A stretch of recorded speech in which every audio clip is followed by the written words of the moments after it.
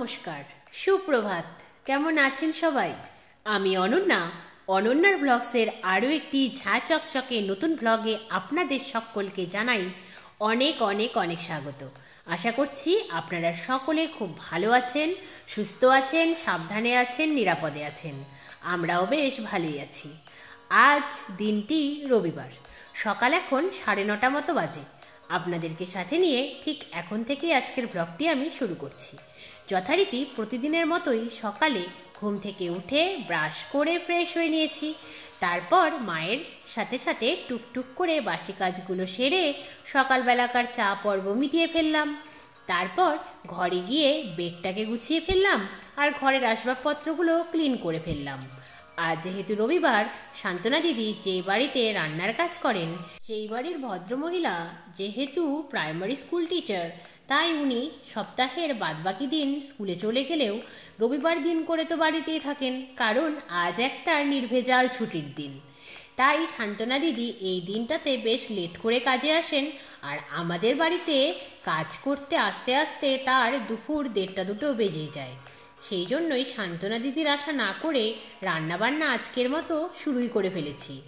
আজ যেহেতু রবিবার, আজ মাটন না হলেও আজ বেশ রাজসিক রান্নাবান্নাই হচ্ছে।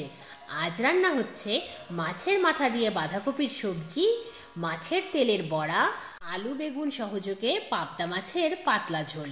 ব্যাস এইটুকুই আজকের মেনুতে, এইটুকুই রয়েছে। এই রান্নাবান্নাটা সেরে তারপরে আবার শান্তনা দিদির জন্য অপেক্ষা করতে হবে, জানেন, নয়তো কোনো কাজই তো সকাল থেকে হয়নি। যদিও বাসি কাজের সাথে সাথে ঘর, উঠোন এগুলো আমরা ঝাড়ু দিয়েই দিই, শান্তনা দিদি পরে এসে উঠোনটা শুধু জল দিয়ে ধুয়ে দেন। কারণ যেহেতু আমাদের উঠোনটা সিমেন্ট বাঁধাই করা, তাই ধোয়া যায়, মাটি তো নেই বললেই চলে। সেই জন্যই শান্তনা দিদি পরে এসে ধুয়ে দেন, কিন্তু উঠোন ঝাড়ু দেওয়ার যে ব্যাপারটা, সেটা আমি নয়তো মা আমরা দুজনেই সেরে রাখি।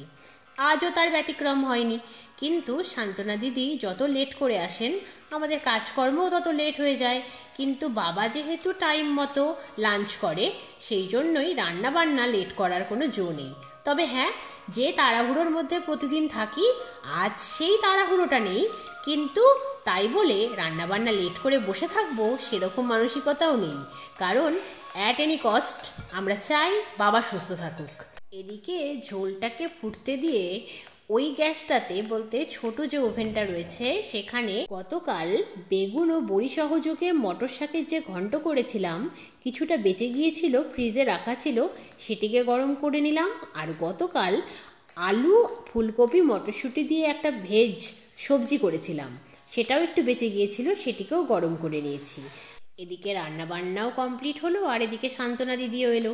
শান্তনা দিদি এসে তার প্রথম ডিউটি পালনে রত হলো। প্রথম ডিউটি বলতে সবজি কেটে দেওয়া। যথারীতি শান্তনা দিদি সবজিগুলো কাটতে লাগলো। প্রথমেই যেহেতু মেথির শাক কাটছিল, সেই একটা মেথির শাকের মধ্যে একটা শামুক বসেছিল। শান্তনা দিদি ডেকে দেখালো, দেখো শামুক। তাই ভাবলাম আপনাদের সাথে শেয়ার করি, যদিও ওই শাকটি ফেলে দিয়েছি। বাবা, শাকে শামুক বসে আছে, ঘেন্না লাগে না বলুন? তারপর গ্যাস, রান্নাঘর ক্লিন করলাম, তারপর স্নান সেরে এলাম। স্নান সেরে এসে প্রথমেই ভিজে জামা কাপড়গুলো ছাদে মেলে দিলাম। তারপর মা মেয়েতে মিলে লাঞ্চ সারলাম। তারপরে যথারীতি একটু বাইরে এসেছিলাম, একটু রোদের আশায়। বাইরে বেরিয়ে এসেই দেখছি এই দৃশ্য, কি কিউট! আমাদের পাড়ার যত মহিলা স্ট্রিট ডগ রয়েছে, তাদের এই রকম কিউট কিউট কিছু ছানা হয়েছে, যারা একে অপরের সাথে তো খেলেই, তার সাথে সাথে বড়দের সাথেও খেলে। দেখতে বড্ড সুন্দর লাগে, তাই ভাবলাম আপনাদের সাথে একটু শেয়ার করি। এই খেলা দেখতে দেখতেই আমার মামাতো বোন মন্টি এসে হাজির। ওর সাথে গল্প করতে করতেই ছাদে এলাম। যদিও একটা জামা কাপড়ও আজ আর শুকোলো না। শান্তনা দিদি কেচে ধুয়ে দিতে দিতেই 3টে বাজিয়ে দিয়েছিল, আর কি শুকোয় বলুন? তাই অগত্যা সিঁড়ি ঘরের ভেতরে থাকা দড়িগুলোতে মেলে দিলাম। আর মামাতো বোন মন্টির সাথে গল্প করতে করতেই ছাদের গাছগুলোতে জল দিয়ে নিলাম। কতদিন পর বাড়িতে মামাতো বোন এলো, এবার ওর সাথে একটু জমিয়ে আড্ডা দিই। আজকের ব্লগটা তাহলে এখানেই শেষ করি। আবার আপনাদের সঙ্গে দেখা হবে অন্য একটি নতুন ব্লগে। ততক্ষণ সবাই খুব ভালো থাকবেন। আজকের ব্লগটি কেমন লাগলো জানাবেন, ভালো লাগলে একটি লাইক করে দেবেন, আর যদি চ্যানেলে নতুন হন তাহলে চ্যানেলটিকে সাবস্ক্রাইব করে আমার বন্ধু হয়ে যাবেন। টাটা।